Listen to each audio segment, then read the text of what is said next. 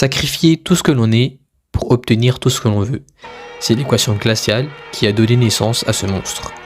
Celui qu'on appelle désormais Femto a troqué ses ailes de faucon pour une peau organique, née dans le sang de ses propres frères d'armes. Aujourd'hui, on dessine le vide pour comprendre ce qu'il reste de Griffith. Pour Nicolas Machiavel, ce n'est pas une trahison, c'est de la clairvoyance. Il disait « L'important n'est pas d'être moral, mais d'être efficace ». En abandonnant son cœur, Griffith a supprimé sa seule faiblesse. Il a cessé d'être une cible pour devenir un empire. Mais la réussite a un goût de cendre.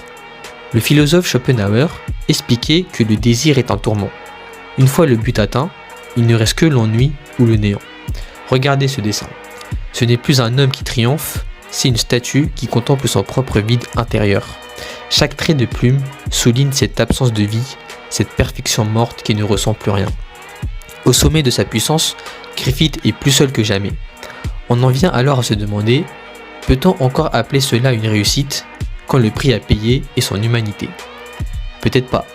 Pourtant, il a compris que pour devenir éternel, il fallait cesser d'exister en tant qu'individu pour devenir une idée pure, une volonté de faire capable de